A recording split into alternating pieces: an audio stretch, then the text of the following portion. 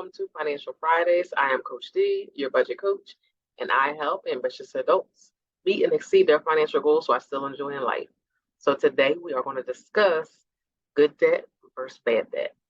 And you might be wondering, well, what in the world is that? So let's start there. Debt is something that you borrow that you must repay.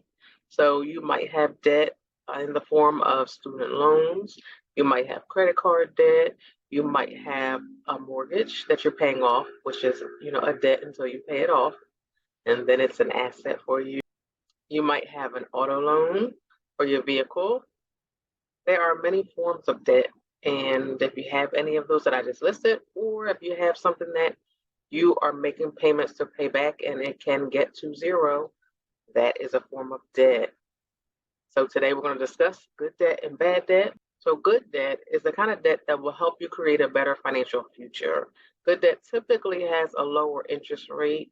Good debt is the kind of debt that when you get it, it is to help and enrich you for your future. And while you have it, it isn't a major harm to you. As long as you continue to pay it, you pay it on time and pay it off.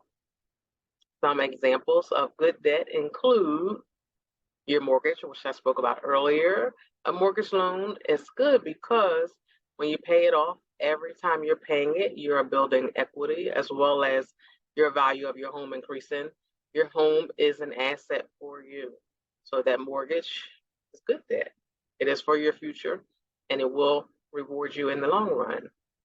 Not only your mortgage loan from your purchase of your home, but also a home equity loan is good debt because that is you're borrowing technically your value in your home, refinancing your existing debt. That is good debt as well because guess what?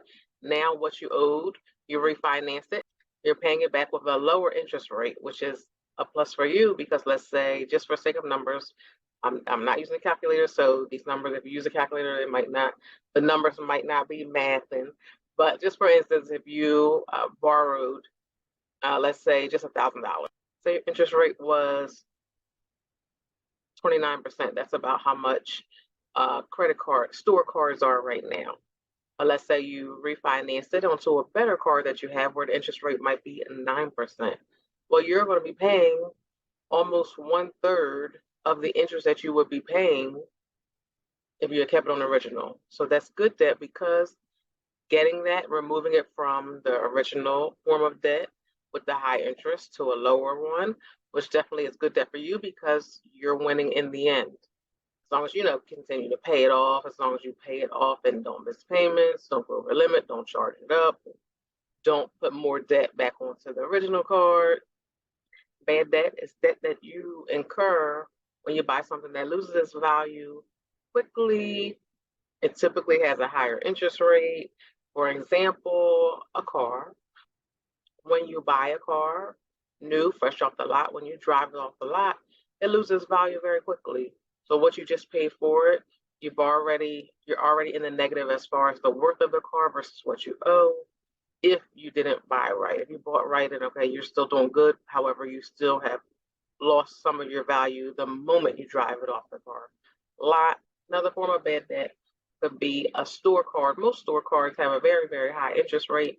And right now, with the present state of economy, interest rates are really getting higher and higher. So if you're having a store card, yes, they have rewards. Yes, they sell you with a percentage off when you open it. But unless you plan on paying it right back, you're technically losing in the long run.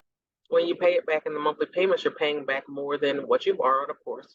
That's how credit cards will work, but you're paying even more because of the higher interest rate that the stores have. And then that percentage off that they gave you for creating or opening the account, you're going to pay back more than that in interest. So it's not a win for you, it's a win for the company. And then that's why they want you to get it because you'll continue to use the card over and over and over again.